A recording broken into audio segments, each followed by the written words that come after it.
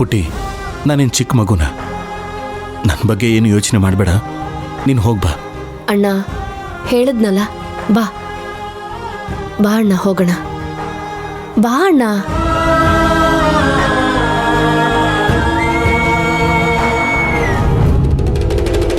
ಜ್ಯೋತಿ, ನಿಂತ್ಕೊಳೆ. ಇದೇನ್ ಈಶ್ವರಪ್ಪ, ಅಪರೂಪಕ್ಕೆ ಬಂದು ಬಾಗ್ಲು ತೆಗಿತಾ ಇದ್ದೀರಾ? ಏನ್ ಶಿವಣ್ಣ ಓಡಿಸ್ಬಿಟ್ನಾ?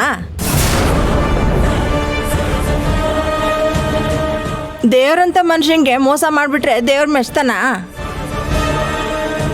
ಮೊದ್ಲೇ ಶಿವಣ್ಣಂಗೆ ತುಳಸಿ ಅಂದ್ರೆ ಪ್ರಾಣ. ಅಂತ ತುಳಸಿನೇ ನಿಮ್ ಮಗಳು ಕಿಡ್ನಾಪ್ ಮಾಡಿಸಿದಾಳೆ. ಯಾವ ಗಂಡಸ್ತಾನೆ ಸುಮ್ಮನೆ ಇರ್ತಾನೆ ಹೇಳಿ? ಅವನಾಗಿರೋದಕ್ಕೆ ಬರೀ ಮನೆ ಬಿಟ್ಟು ಕಳ್ಸಿದಾನೆ. ಬೇರೆಯವ್ರಾಗಿದ್ರೆ ಕತ್ರಸಾಕ್ತಿದ್ರು.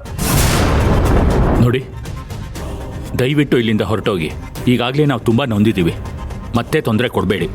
ನಿಮ್ಮ ಕೈ ಮುಗಿತೀನಿ, ಇಲ್ಲಿಂದ ಹೊರಟೋಗಿ. ಏನಾದ್ರೂ ಸತ್ಯ ಹೇಳಕ್ ಬಂದ್ರೆ ನಮ್ ಬಾಯ ಮುಚ್ಚಿಸ್ತಾರೆ. ಬಾರೆ.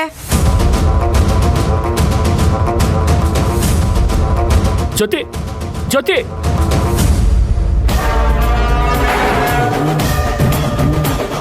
ಶಿವಣ್ಣ ಶಿವಣ್ಣ ಶಿವಣ್ಣ ಶಿವಣ್ಣ ದೇವ್ರಂತೆ, ದೇವ್ರಂತ ಮನುಷ್ಯ ಅಂತೆ.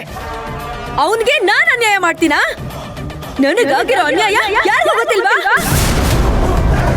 ಅವನ್ ತಾಳಿಗೆ ನನ್ ಕುತ್ತಿಗೆ ಕೊಟ್ಟಾಗ್ಲಿಂದ, ಅವನ್ ಮನೆ ಹೊಸಲು ತುಳ್ದಾಗಿಂದ ನನಗ್ ನೆಮ್ಮದಿ ಅನ್ನೋದೇ ಇಲ್ಲ, ಸಂತೋಷ ಅನ್ನೋದೇ ಇಲ್ಲ. ಅವನಿಗೆ ಯಾವಾಗ ನೋಡಿದ್ರು ಅವ್ನ್ ತಂಗಿ ಜಪ, ಊರ್ನವನ್ಗೆಲ್ಲ ಅವನ್ ಜಪ. ನನ್ ಬಗ್ಗೆ ಯಾರು ಯೋಚನೆ ಮಾಡೋರೇ ಇಲ್ಲ. ಯಾಕೆ? ನಾವೆಲ್ಲ ಮನುಷ್ಯರಲ್ವಾ? ಯಾಕಮ್ಮ ಹೀಗೆಲ್ಲ ಮಾತಾಡ್ತಿದೀಯಾ?